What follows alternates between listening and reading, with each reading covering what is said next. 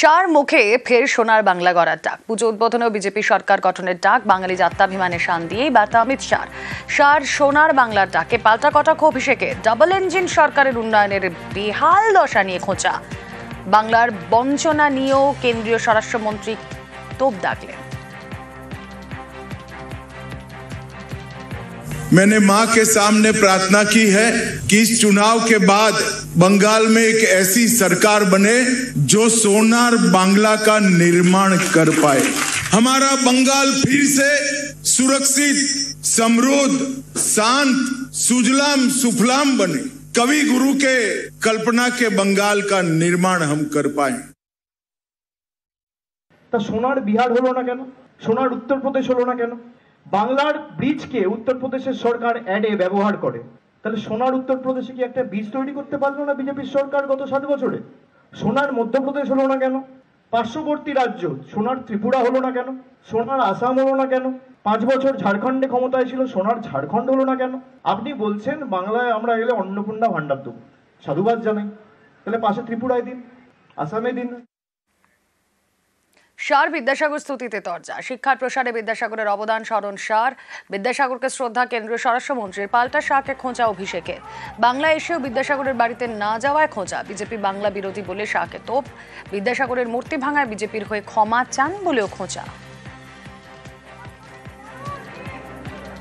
महान शिक्षाविद, समाज सुधारक वंदनीय ईश्वर चंद्र विद्यासागर का भी जयंती है। इन्होंने न केवल बंगाल, समग्र देश में उस जमाने में जब हम गुलाम थे तब शिक्षा के लिए जो किया है इसको कोई भुला नहीं सकता। बंगाली भाषा, बंगाल की संस्कृति, बंगाल के व्याकरण और महिलाओं की शिक्षा के लिए ईश्वर चंद्र विद्यासागर जी ने अपना पूरा जीवन समर्पित किया।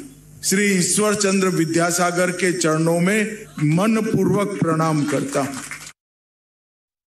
2019 সালে যে ঘটনাটা এখানে হয়েছিল এবং যার নেতৃত্বে ঘটেছিল, সেই মূর্তিও, ভাঙা মূর্তিও ভিতরে রাখা রয়েছে। আমার সত্যি খারাপ লাগলো যে আমি যখন শুনলাম যে তিনি ঠিক 10 মিনিট দূরে একটা পুজো মণ্ডপ উদ্বোধন করতে গেছেন, তার এতটুকু বিবেকবোধ নেই যে আজকে ঈশ্বরচন্দ্র বিদ্যাসাগরের 205তম জন্মদিবস, সেখানে গিয়ে অন্তত বিদ্যাসাগরের যে বাড়ি রয়েছে বা বিদ্যাসাগর কলেজে গিয়ে ন্যূনতম শ্রদ্ধাটা অর্পণ করি বা নিবেদন করি।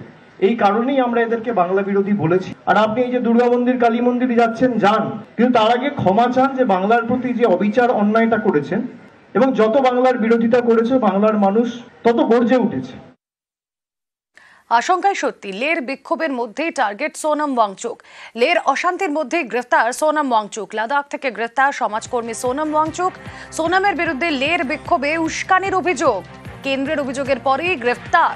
কথা বলবো, আরো বিস্তারিত জানবো। মৈত্রী ভট্টাচার্য রয়েছেন সঙ্গে। মৈত্রী, একেবারে দেখো, সোনম ওয়াংচুককে গ্রেফতার করা হয়েছে এনএসএ তরফ থেকে। এখনো পর্যন্ত কোন কোন চার্জেস ফ্রেম করা হচ্ছে সে বিষয়ে ডিটেলস না জানানো হলেও গতকাল থেকে যেটা জানা যাচ্ছে এবং যে ইঙ্গিত পাওয়া যাচ্ছে যে এনএসএ তরফ থেকে সোনম ওয়াংচুকের যে এনজিও রয়েছে, অর্থাৎ student educational and cultural movement of Ladakh, SECMOL, তার এখতিয়ার এর যে লাইসেন্স সেটা বাতিল করা হয়েছিল এবং সেখানে বেশ কিছু ভায়োলেশনস এর কথা উল্লেখ করা হয়েছিল, বিদেশি ফান্ডিং এর কথা উল্লেখ করা হয়েছিল এবং মূল তার বিরুদ্ধে যে অভিযোগটা বারবার করে উঠছে সেটা হচ্ছে যে এই যে অশান্তির ঘটনা লেগে প্রথমবারের জন্য দেখা গেল, সেই অশান্তিতে উস্কানি দেওয়ার কাজ করেছিলেন সোনম ওয়াংচুক এবং ইন্ধন জুগিয়েছিলেন তিনি, এবং সেই অভিযোগেই তাকে গ্রেফতার করা হয়েছে বলে এখনো পর্যন্ত খবর। ওকে।